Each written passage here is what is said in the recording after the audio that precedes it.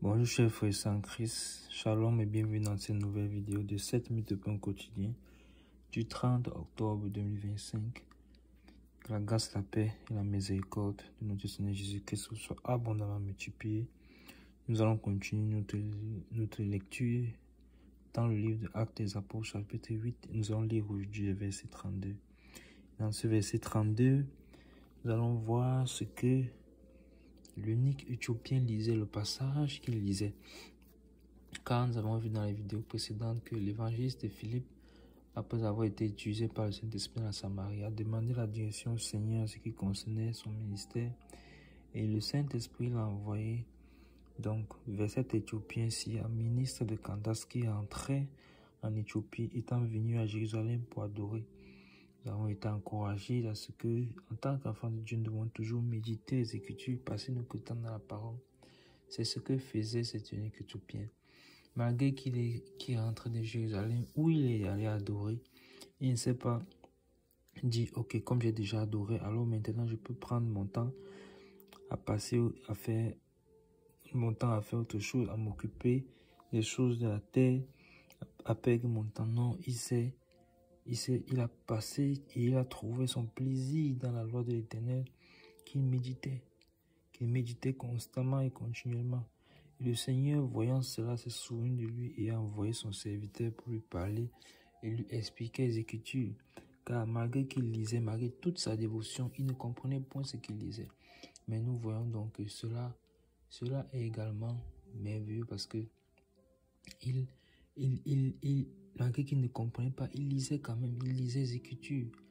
Et souvenons-nous encore qu'il était ministre de Candace. Et malgré sa position de ministre, il n'a point regardé au bienfait qu'il avait, à la position qu'il avait, il n'a point regardé au bonheur, entre guillemets, qu'il pouvait avoir dû à sa position. Et c'est lui qui gérait tous les biens de la reine.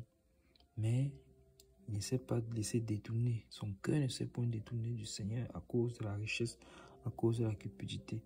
Et le Seigneur, dans ce chapitre 8, à plusieurs reprises, nous a déjà exhorté à ce que la cupidité ne doit point être notre partage. Et donc, maintenant que nous sommes ici, arrivés ici, dans ce verset 32, ayant vu que l'évangéliste Philippe a été conduit par le Saint-Esprit à venir vers lui, et lui-même, l'eunuque éthiopien, constatant que Philippe était un envoyé du Seigneur, car Philippe lui a posé une question, est-ce que tu comprends ce que tu lis? Et il a répondu en disant qu'il ne pouvait comprendre si personne ne lui explique. Il a donc compris que Philippe devant lui était quelqu'un qui pouvait l'aider à comprendre les Écritures. Il l'a invité à monter dans ce char, dans le char qui le conduisait en Éthiopie. Nous avons également vu que là aussi c'est un exemple d'humilité. Est-ce que de nos jours on peut voir de pareilles choses? De voir d'abord un ministre qui lit les Écritures, en plus de cela, qui peut inviter un citoyen simple, normal, qui rencontre en chemin pour la toute première fois entrer dans son véhicule.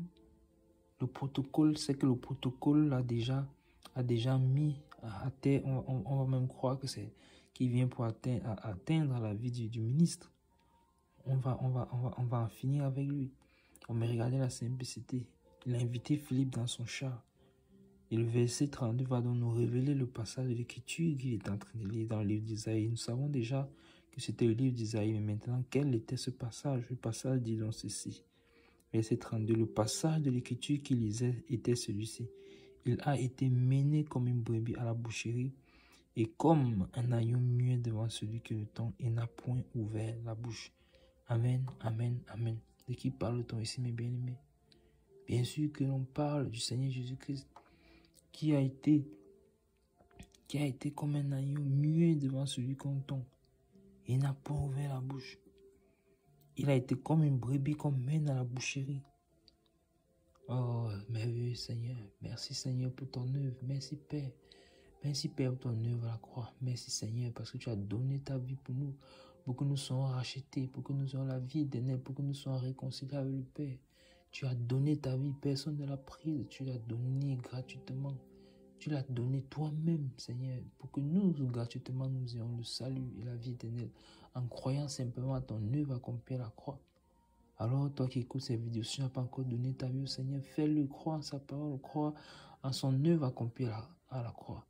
Et c'est ainsi que, en te repentant de ta vie passée, en abandonnant cette vie-là, et en acceptant le Seigneur Jésus-Christ comme Seigneur et Sauveur, en te faisant baptiser en son nom, tu reçois la vie éternelle. C'est merveilleux ce que le Seigneur a fait. Oh Seigneur, tu remplis nos cœurs de joie, d'action, de grâce pour ton amour pour nous. Oh Seigneur, qui peut comprendre ton amour? Merci, tu nous as aimés lorsque nous étions encore pécheurs. Oh Seigneur, tu t'es montré, tu t'es révélé dans la chair humaine, Seigneur mon Dieu. Tu es descendu jusqu'à ce niveau pour nous sauver. Oh, merci Seigneur Jésus. Oh Seigneur, qui est comme toi? Mon cœur t'adore, mon cœur t'élève, mon cœur t'exalte, nous t'adorons Seigneur. Oh, quand je lis de tes passages, mon cœur est rempli de joie, mon cœur est rempli d'actions de grâce avec toi Seigneur. Disons merci au Seigneur pour ce qu'il a fait. Voilà le passage que tu peux lire et qu'il ne comprenait pas. Il a été mené comme une brebis à la boucherie, comme un agneau muet devant celui que l'on tond. Il n'a point ouvert la bouche. Il n'a point ouvert la bouche. Il avait tellement de possibilités de se rétracter, mais non, parce qu'il nous avait dans son cœur, parce qu'il voulait nous sauver. S'il se rétractait, que serions-nous devenus? Qu'aurions-nous été? Mais le Seigneur est allé jusqu'au bout, jusqu'au bout. Et nous aussi, nous sommes interpellés à aller jusqu'au bout, à tenir ferme dans la foi, à ne point nous égarer des voies du Seigneur, à demeurer ferme dans l'évangile du Seigneur que nous avons reçu quand nous avons cru, à demeurer dans sa parole, à demeurer dans sa parole. Il a été comme une brebis menée à la boucherie. Et aujourd'hui, il est notre bon pasteur. Donc, lui, il a vécu ce que c'est qu'être brebis. Et donc, s'il est le bon pasteur de Dieu et que nous sommes ses brebis, alors suivons-le. En tant que brebis, il a connu ce que c'est qu'être une brebis. Il a appris ce que c'est que l'obéissance. Il a appris la souffrance. Il a connu toutes ces choses.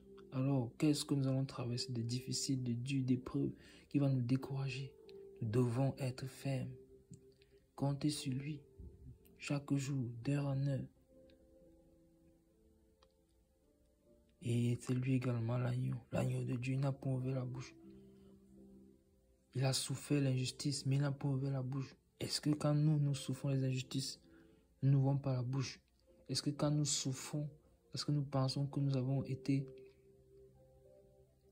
subi l'injustice, est-ce que nous ne nous plaignons pas? Est-ce que nous ne défendons pas? Est-ce que nous ne péchons même pas?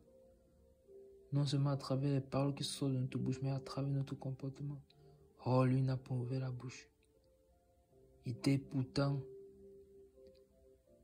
dans la justice, sur toute la ligne, c'est lui qui avait raison, mais il n'a pas ouvert la bouche. Parce qu'il t'avait dans sa pensée, parce qu'il m'avait dans toi et moi, il nous avait dans sa pensée. Oh, merveilleux Seigneur, qui est comme toi? Qui est comme toi, Seigneur? Gloire à ton nom à jamais au siècle des siècles. Et Seigneur Jésus, le Dieu que nous servons, il est merveilleux de te servir, il est merveilleux de te connaître, Seigneur. Nous voulons davantage de toi, plus de toi, Seigneur. Te disons merci, Seigneur, pour ton amour. Merci, Seigneur, pour ton amour. Merci, Seigneur, pour ton amour. Nous t'aimons quand tu nous as aimés le premier. Gloire soit rendue à ton nom, Seigneur Jésus. Nous arrêtons là pour aujourd'hui, mes bien-aimés.